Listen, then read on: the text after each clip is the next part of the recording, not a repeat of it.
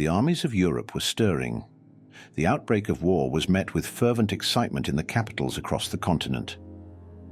Each nation rallied behind a cause they believed to be just. In St. Petersburg, a massive crowd gathered, waving flags, banners, and portraits of Tsar Nicholas. The emperor, moved by the chants of his people, emerged onto the palace balcony to address them. In unison, the crowd knelt and sang the Russian national anthem. Meanwhile, in Paris, a French officer, his regiment ready for action, set out for Verdun, the road ahead thick with the promise of battle. Our great nation's heart was beating tumultuously as in days long past. Crowds were gathered at every station, behind every barrier, and at every window along our road. Cries of "Vive la France" and "Vive l'armée" could be heard everywhere, while people waved handkerchiefs and hats. The women were throwing kisses and heaped flowers on our convoy, and the young men were shouting "Au revoir, à bientôt." At one grade crossing, a young woman lifted her baby towards us, shouting, "He too, like you, will go someday and do his duty." It must have been like this in 1792. The soul of France had again attained the height of her greatest period in history. In Berlin, the Kaiser stood before the Reichstag, clad in a field grey army uniform, as he addressed the roaring crowd that had gathered to hear him. I have no knowledge any longer of party or creed. I know only Germans. And in token thereof, I ask all of you to give me your hands. Not only did they offer him their support, but they also granted him an unprecedented war credit of 620,000 marks, unanimous in their decision. In London, Saturday, 1st August, was a quiet day for the officer at the main recruiting office. Only 8 recruits showed up to volunteer. But then came Sunday, and with Monday being an August bank holiday, the calm was shattered. When he returned to his office on the 4th of August, he found a crowd so dense that it took him 20 minutes and the assistance of 20 policemen just to reach his desk. From that moment on, he worked non-stop, testing and swearing in recruits throughout the day. The sergeant said, "Are you willing to join?" I said, "Yes, sir." He said, "How old are you?" I said, "I'm 18 and 1 month." He said, "Do you mean 19 and 1 month?" So I thought a moment. I said, "Yes, sir." He said, "Right, I will sign here, please." He said, "You realize you can go overseas." When Lord Kitchener's first appeal went out for 100,000 new recruits, the response was overwhelming and relentless across Britain. Men flooded in, 100 an hour, 3,000 a day, and 6,000 in the first weekend alone. So many volunteered that soon, many had to be turned away. In Munich, a crowd gathered in Odeonsplatz to celebrate the declaration of war. Amid them was a struggling Austrian artist named Adolf Hitler. After leaving the plaza, he immediately petitioned the King of Bavaria, seeking permission to volunteer for the Bavarian army. In Paris, there was no monarch to rally the citizens. Instead, it was the sight of the city's regiments departing for the railroad stations that stirred the crowd. The trains, endless lines of them, began their departures from stations across Europe. The German Great General Staff's railway timetable alone accounted for the movement of 11,000 trains during the mobilization period. Feet, as much as trains, were crucial in 1914, both the horses and the soldiers. After training in concentration areas, cavalry and infantry marched onward.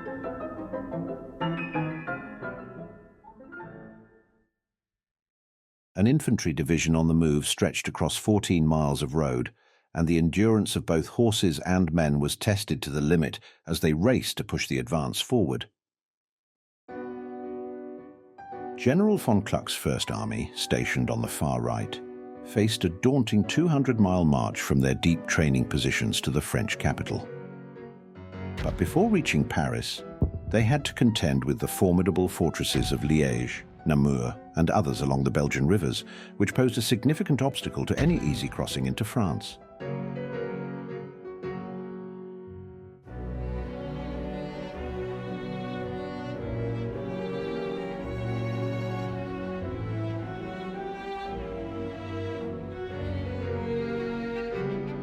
Though it was Austria's quarrel, it was Germany's war, and Germany struck first toward the west.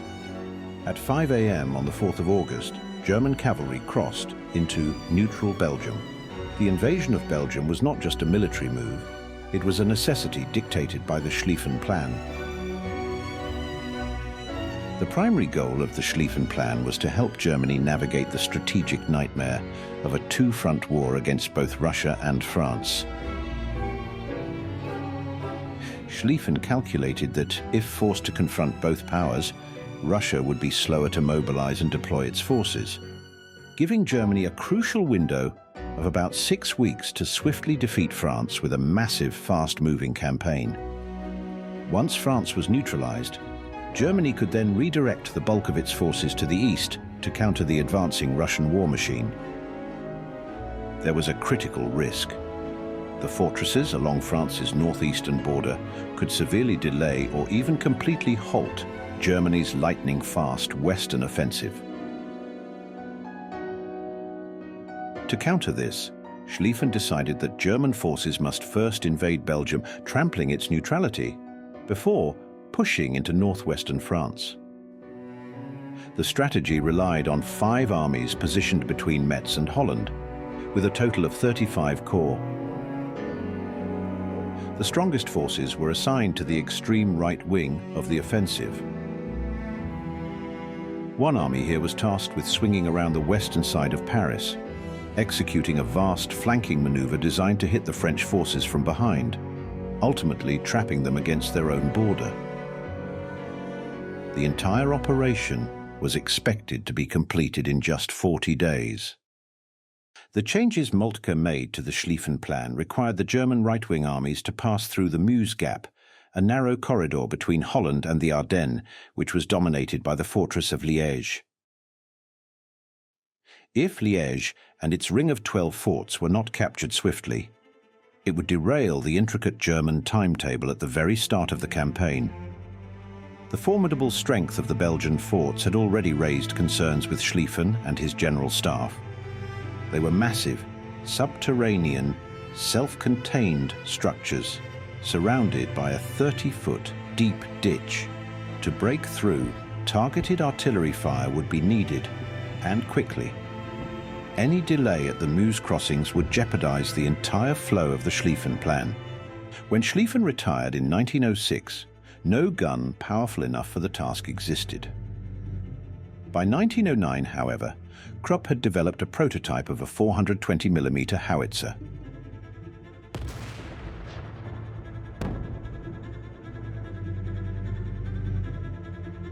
Meanwhile, the Austrian Skoda company was working on a 305mm model, which had the advantage of being road transportable. The original Krupp howitzer, in contrast, had to be transported by rail and deployed at the end of a specially constructed spur track. Austria provided Germany with several of its 305mm guns. Only 5 of the Krupp rail-mounted guns and 2 of the new road transportable models had been completed. Yet Liege had to be captured. The urgency of the situation was such that the German war plan called for a special task force to be detached from the Second Army to carry out the mission. Led by General Otto von Emmisch, the task force's starting point was positioned between Aachen and Eupen, located at the northern end of the narrow corridor of French territory lying between Holland and Luxembourg. The mission was to be completed within 48 hours. The Germans expected that Belgium would either offer no resistance to an invasion, or if it did, that any resistance would be swiftly crushed. Both of these assumptions turned out to be false. One of the clauses in the oath sworn by the Belgian sovereign upon ascending the throne entrusted him with the defense of the national territory.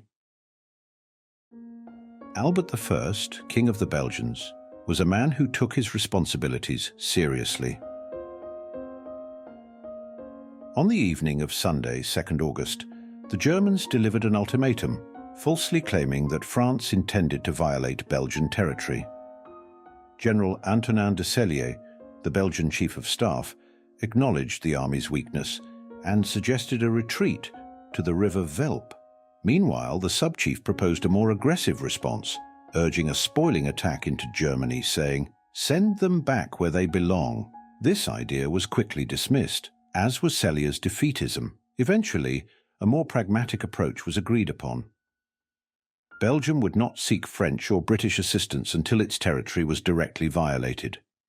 The Belgian response to the German ultimatum was delivered at 7 a.m. on the 3rd of August. Later that evening, Kaiser Wilhelm sent a personal appeal to King Albert, reiterating his friendly intentions and justifying the invasion as a necessity of the moment. Upon receiving the message, King Albert's frustration boiled over. "What does he take me for?" he exclaimed. Without hesitation, he ordered the destruction of the bridges over the Meuse at Liege, as well as the railway bridges and tunnels at the Luxembourg border, in preparation for the German advance. The Belgian army was not strong, but it was determined to fight, bolstered by its hastily constructed yet formidable forts.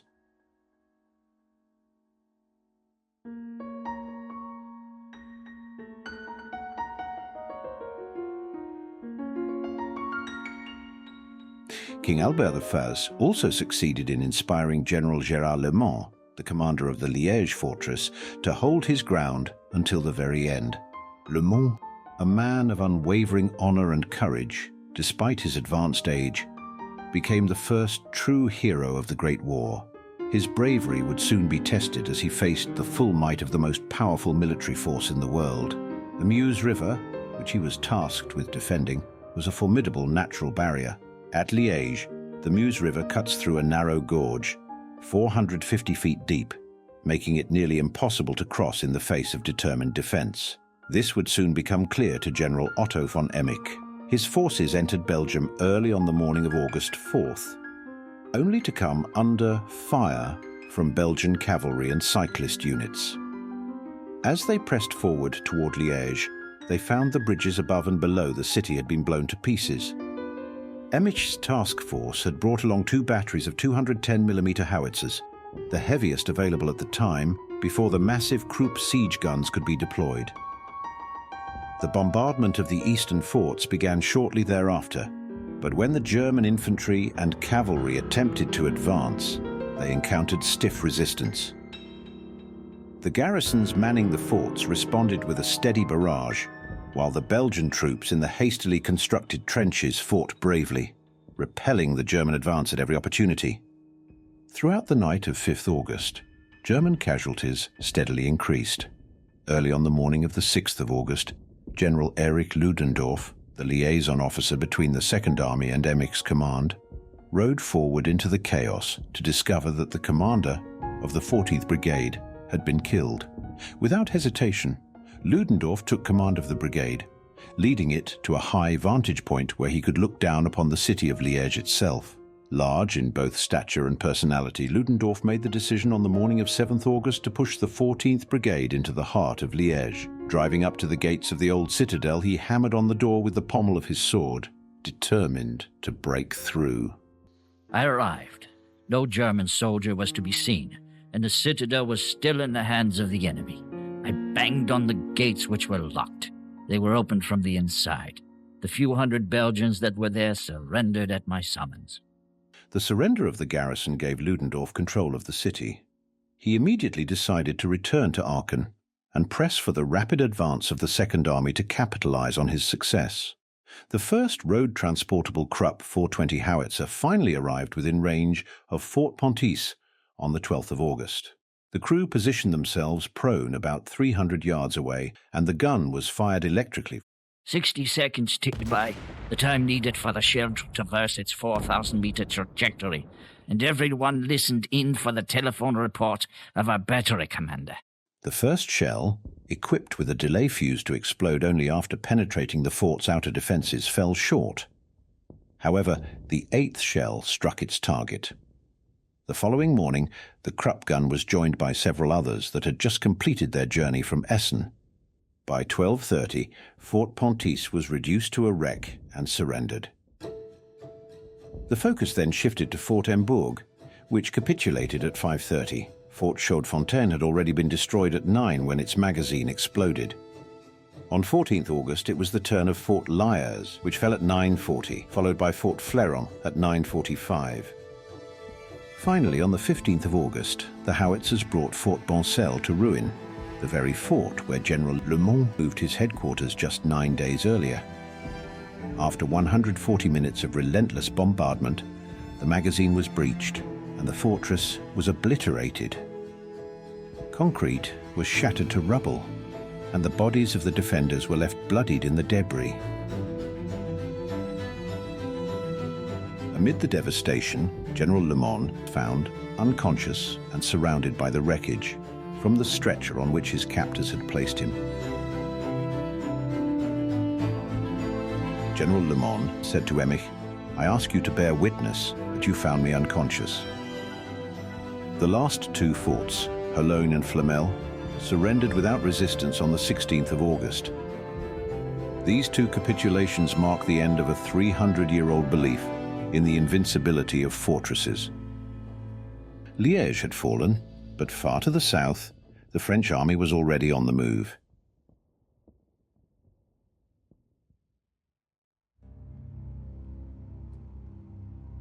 The French, too, had a plan, simple and direct. Whatever the circumstances, it is the Commander-in-Chief's intention to advance. All forces united to the attack of the German armies. Whatever the circumstances, the French army would advance in full strength through the lost provinces of Alsace and Lorraine and on to the Rhine. No matter the obstacles, the pride of France would march forward. The French infantry marched on, still clad in the red uniforms that had been worn half a century before. Among the ranks of Old France, there was a touch of the Empire's far-reaching past, Zouaves from Algeria and Morocco, and the iconic Polynesian soldiers. The cavalry, too, advanced in uniforms dating back to Waterloo, eager to charge and engage the German enemy with a fierce determination. While their appearance was steeped in history, their artillery was decidedly modern. Armed with the finest field gun of the era, the 75mm cannon, the French army boasted firepower that could unleash 25 rounds per minute. And they had them in abundance. Europe's two greatest powers were on the verge of an inevitable clash. The French War Plan 17 was first put to the test on the 6th of August, when General Bonneau's 7th Corps advanced into the verdant hills of Upper Alsace. The French army succeeded in retaking Mulhausen, and for the first time in 44 years, it was once again called Mulhouse. However, the victory was short-lived. Forced to retreat by German forces advancing from Strasbourg, Bonneau's troops withdrew in disarray, and Mulhouse once more became Mulhausen. The French retreated in such a haste that we actually had to run after them. At first we found heaps of French army blankets, which the soldiers had thrown away. Then we found French trade goods. Then we found French knapsacks. Then we found French belts with ammunition pouches full of cartridges. And finally, in barns hidden or sitting just on the roadside, the exhausted French troops. On 14th August, Joffre ordered the army of Alsace under General Pau to make another attempt. Once again, Mulhausen fell into French hands, but within hours it was back under German control. As threats to the Allied left and centre intensified, Joffre had no choice but to pull Pau's forces from the area to reinforce other parts of the front. Mulhausen would remain firmly in German hands for the foreseeable future. The initial movements left the French with little more than a small corner of Alsace, tucked in the eastern foothills of the Vosges. Meanwhile, the main push into Lorraine by Dubail's First Army and de Castelnau's Second Army began on the 14th of August. The man in charge of the Kaiser's vast army was one of uncertain temperament. General von Moltke, cultured and thoughtful, was nonetheless a man plagued by illness and doubt. Though reasonable by nature, his frailty and indecision had grown as the French prepared to advance once again into Alsace. and launch a major offensive into Lorraine. In this crucial moment, von Moltke's uncertainty became ever more apparent. The ambitions of other generals also played a key role. When Crown Prince Ruprecht of Bavaria proposed a counterattack with his 6th Army and von Heringen's 7th Army, Moltke, enticed by the prospect of enveloping both French flanks, allowed it to proceed. The ensuing battles at Sarrebourg and Morhaing on the 29th of August quickly demonstrated that the French infantry's offensive spirit alone could not overcome modern artillery and machine guns. Having vastly underestimated the extent to which the Germans would deploy reservists, and still unaware of the true scale of the German advance through Belgium, Joffre misjudged the strength of the German centre. Ordered to advance northeast into the Ardennes, Ruffy's 3rd Army and de Langle de Cary's 4th Army blundered into German forces near Neufchâteau and Virton on the 21st and 22nd of August, suffering bloody repulses.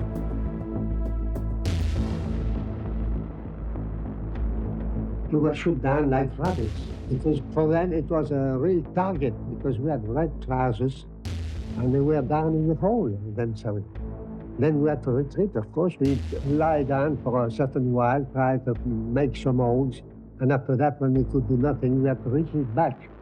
If the French plan appeared to be thrown into disarray, Moltke's overall management of German operations was even more uncertain. On 17th August, he made a misguided attempt to improve coordination on the German right flank by placing Kluck under the orders of the more cautious Bülow.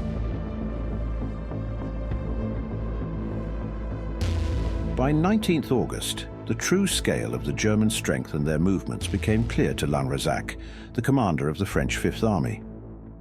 As he advanced towards the Sambre and Meuse between Charleroi and Givet, he found the German 2nd and 3rd Armies advancing on him from the north and east through Belgium. Lanrezac realized he had to act immediately to prevent disaster. It's a long way to Tipperary. It's a long way to go. It's a long way. By the time Lanrezac recognized the danger, the British Expeditionary Force under Field Marshal Sir John French had reached the Maubeuge-le-Cateau area on the Allied left. For once in British history, an army was mobilizing with remarkable efficiency. A staggering 1,800 special trains had transported them to their ports of embarkation. In a single day, 80 trains rolled into Southampton docks.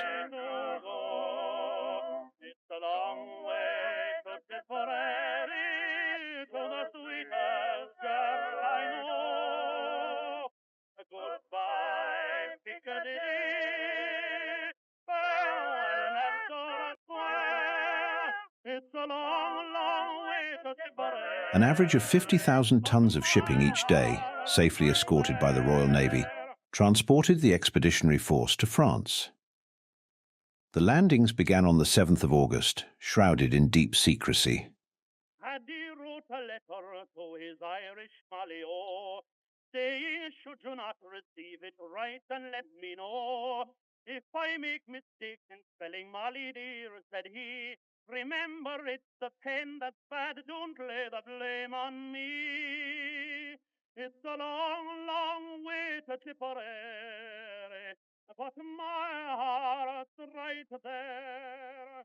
It's a long way to Tipperary. Field Marshal Lord Kitchener, appointed Secretary of State for War on 5th August, feared that the forward concentration of his army might leave the BEF vulnerable to being overwhelmed by the German forces amassing north of the Meuse. While he couldn't alter the assembly area, the looming threat of a German invasion led him to delay the embarkation of 2 regular divisions. At the outset of the campaign, the volatile Sir John French had only 4 infantry divisions and 1 cavalry division at his disposal. His troubles and his temper were further inflamed when the commander of the 2nd Corps, Grierson, died suddenly from a heart attack. Kitchener chose to replace him with General Sir Horace Smith-Dorrien, whose strained relationship with French only added to the tension. After an otherwise smooth assembly, the BEF moved into the industrial region near Mons on the 22nd of August. There, they expected to join an Allied offensive into Belgium. Instead, it quickly became apparent that the BEF was directly in the path of the German First Army. 750,000 men advancing from the northeast, following Lanzerac's failure to halt them at the Sambre. Each day, the Royal Flying Corps conducted reconnaissance flights. While some flights reported nothing, one scouting mission over the historic battlefield of Waterloo had more success. We found the whole area completely covered with hordes of field grey uniforms and heavy stuff, transport, guns, and what have you, coming towards us. In fact, it looked as though the place was alive with the Germans. Returning to base, the pilot was quickly dispatched to Sir John French to report what he had observed. And I showed him a map all marked out. He said, "Have you been over that area?" And I said, "Yes, sir." And I explained what I'd seen, and they were enormously interested, and then they began reading the figures that I'd estimated, whereupon I seemed to feel that their interest faded. They seemed to look at each other and shrug their shoulders. And then French turned round to me and said, "Now, yes, my boy, this is terribly interesting, but tell me all about an airplane. What can you do when you're in these machines? Aren't they very dangerous? Are they very cold? Can you see anything? What do you do if your engine stops?" and all that sort of stuff. And I couldn't bring him back to Earth, because obviously he wasn't interested.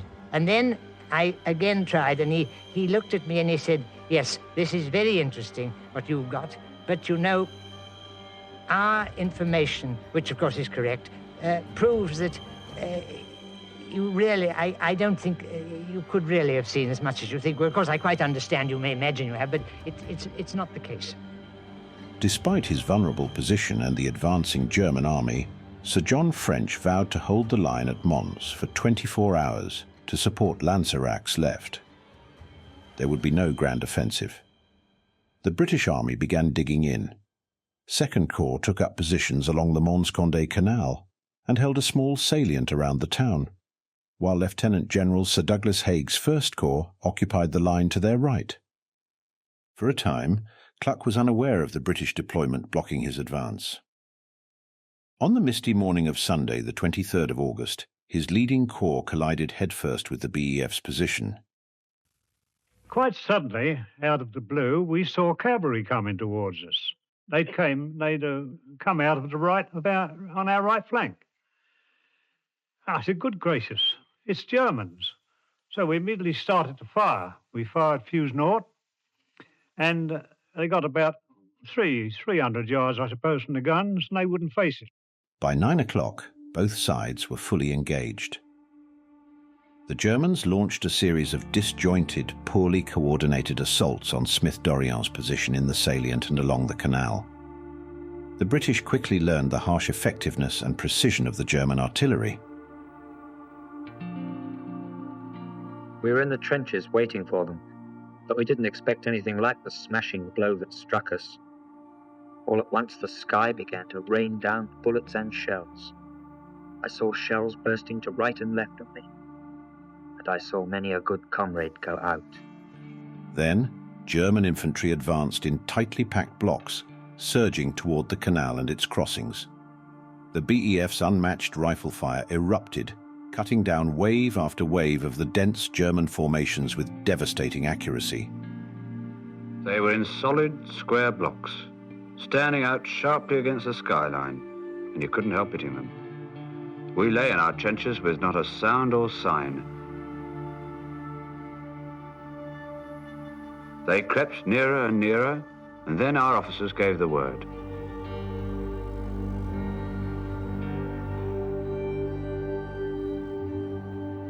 Germans seemed to stagger like a drunk man suddenly hit between the eyes, after which they made a run for us, shouting some outlandish cry that we couldn't make out.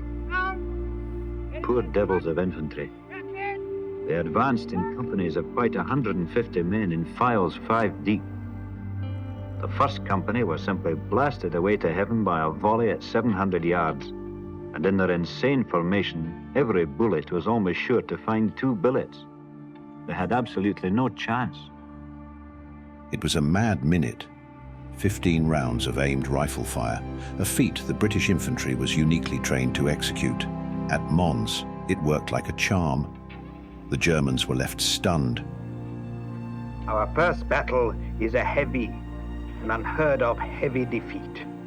And against the English we laughed at. Well entrenched and completely hidden, the enemy opened a murderous fire. The casualties increased, the rushes became shorter. With bloody losses, the attack gradually came to an end. It was all for nothing. On the left flank, German pressure began to ease. The French Fifth Army was retreating, leaving the British flanks exposed. While Haig's First Corps faced less intense pressure, Smith-Dorrien's troops held their ground for most of the day. However, by late afternoon, the relentless German assault and overwhelming numbers finally broke the British lines. Orders were given to retreat. The pullback from Mons had begun.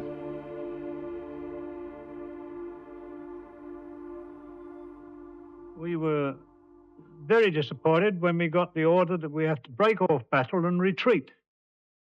To do this is not an easy thing. It's quite easy to join battle, but it's not easy to break it off. However, we put down a curtain fire between us and the Germans, which enabled the infantry and cavalry to get away. Up to all the tricks of the trade from their experience of small wars, the English veterans brilliantly understood how to slip off at the last moment. As a result, First Corps withdrew about 2 miles to pre-arranged positions. The BEF had performed admirably in its first major engagement, holding Kluck's First Army at bay for most of the day. Most of the 1,600 British casualties were from Second Corps. The Germans pressed forward relentlessly. The Schlieffen Plan remained on track and on time. That night, the threat to the French Fifth Army's right flank near Dinant forced Lanrezac to withdraw, doing so without consulting Joffre or the British. The BEF had no choice but to fall in line with Lanrezac. The entire Allied front was in retreat, and thousands of terrified, homeless civilians flooded the roads alongside the armies.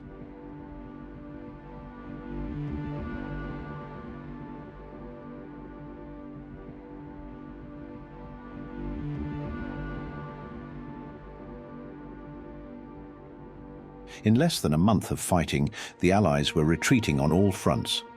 Each day brought more setbacks.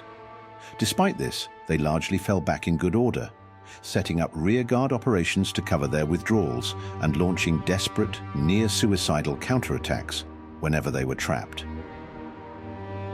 With the Germans pressing relentlessly forward and Plan 17 in ruins, the stoic Joffre imposed his will on the entire front. On the 24th of August, Joffre made a fateful decision that would alter the course of history. Determined not to abandon the idea of an offensive, he established a new Sixth Army. Placing General Monnery in command on the vulnerable Allied left, he did so by calmly reallocating troops from his own reserves and the French right. On the 26th of August, Joffre met with Sir John French for their second meeting. The scene was observed by a young liaison officer, Lieutenant Spears.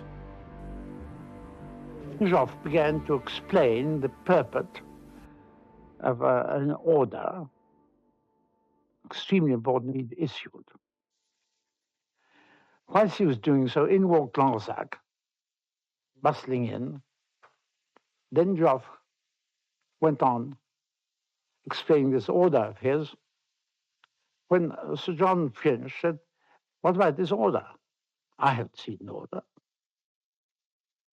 Whereupon General Wilson, the Sub-Chief of Staff, explained rather awkwardly, I thought, that some order had been received during the night, but it hadn't been dealt with yet. I got the impression it had been translated. When General Joffre realized that his orders hadn't even been perceived and read by the British, he seemed overwhelmed with discouragement. It was the only time I've ever known that he seemed to lose heart himself, to be completely deflated. This was a humbling moment for General Joffre. When I left British headquarters in the early afternoon, I carried away with me a serious impression of the fragility of our extreme left. And I anxiously asked myself if it could hold out long enough to enable me to regroup our forces. If this maneuver was to succeed, two essential conditions had to be fulfilled. First, our 4th and 5th armies must interrupt their retreat with partial offensives and counterattacks to give me time to assemble a new army on our left. Secondly, the British would have to resist tenaciously and yield ground only very slowly. That is exactly what Smith-Dorrien's British forces was about to do at Le Cateau.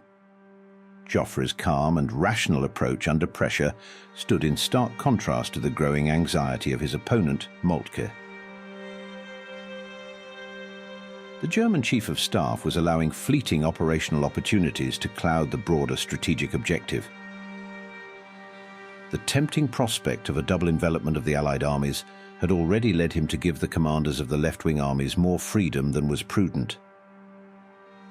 On 23rd August, Moltke further undermined the Schlieffen plan by diverting the Second Corps from the crucial right wing to help stem the Russian advance in East Prussia.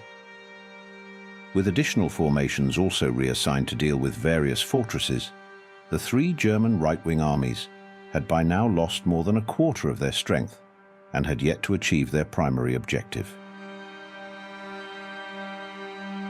For the Allied and German troops, forced to march around 20 miles a day in the scorching late August heat, the immediate concerns of thirst, fatigue, hunger, and blistered feet far outweighed the grand strategies of their commanders.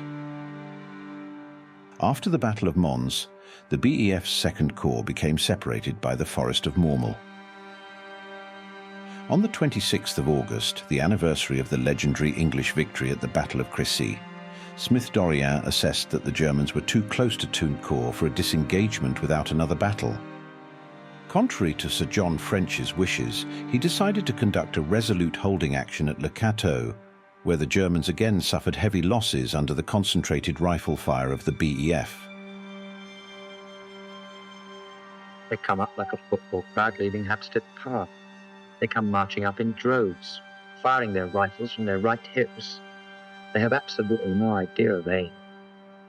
Cavalry, of course, advanced ahead of the enemy, while the infantry swarmed behind enemy lines. Yet the British held firm. Once again, the British infantry and their field rifles proved their resilience. We'd hardly got our head covered before the ridge, about 3/4 of a mile away, was literally swarming with Germans in their field grey uniforms. And they advanced, and we received the order to rapid fire.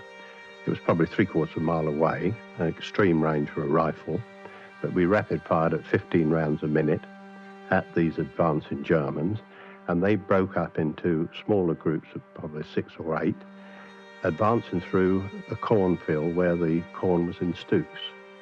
As we rapid fired, they took cover behind these stooks of corn. The English infantry held their ground once more, their resolve hardening. The morning dragged on as more and more Germans joined the fray. In response, the last of the British reserves were committed to counter the growing threat. The brigade was formed up, and orders came that we were required on the left of the line. Fast. And we marched 4 miles up the left of the line, came to a village whose name I don't really remember, and found Smith-Dorrien standing outside his headquarters. And he waved to us as we passed and said, "I think we're holding them all right. It won't be wanted here. And everything's going fine."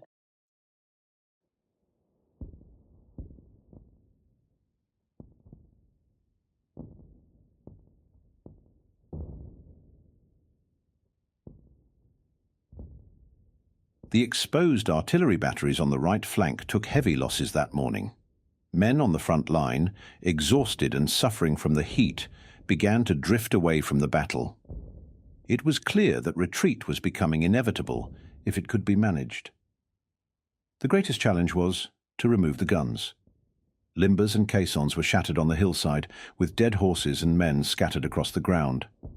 The remaining teams pushed forward, racing through the jeering ranks of infantry.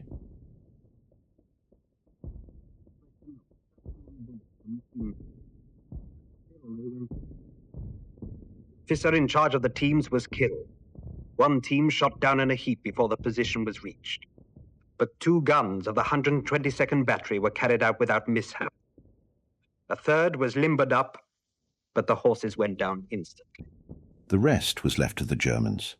Incredibly, the 3 divisions of Smith-Dorrien's corps managed to slip away, and the Germans were left clueless as to where they had gone. It was the British Army's first true battle, and the cost had been high. 2nd Corps suffered 7,182 casualties, officers and men, and lost 38 guns. Yet despite the toll, they were now retreating again, tired, dirty, but thanks to their timely stand, able to continue their withdrawal in relatively good order. We marched and marched. Day after day we got very little food. I'd eaten my emergency rations at Liege too, which of course I shouldn't have done. We had a tin of bully beef, I'd eaten that as well, and we were all very, very hungry.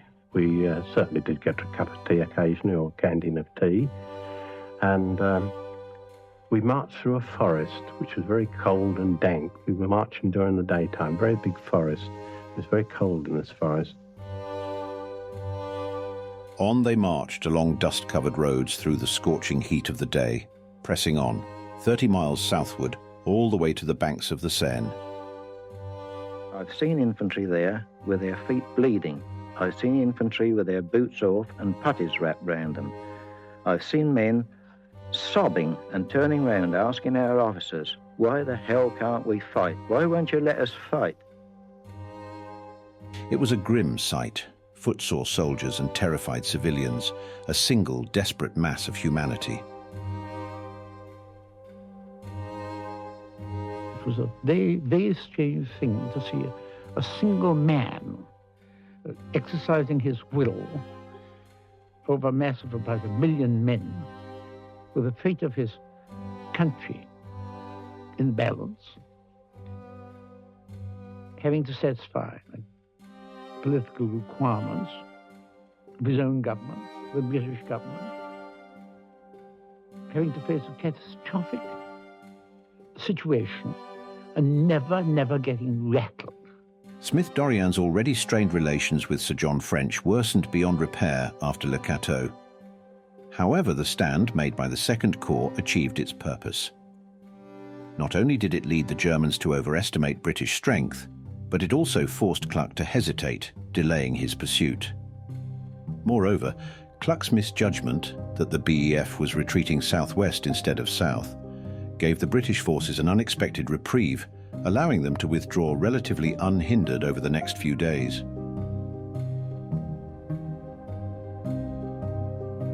The brief respite did little to lift Sir John's spirits. Feeling betrayed by the French and deeply disheartened by the BEF's heavy casualties, he became convinced that the only way to save the expeditionary force was to withdraw it from the Allied line and fall back behind the Seine. It took the personal intervention of Kitchener, who made a hastily arranged visit to France on the 1st of September, to prevent Sir John from pursuing this course of action. Yet, even with Kitchener's intervention and Joffre's steady resolve, it still seemed that the only thing capable of saving the Allies in the West was a miracle. It's a long way to Tipperary, it's a long way to go.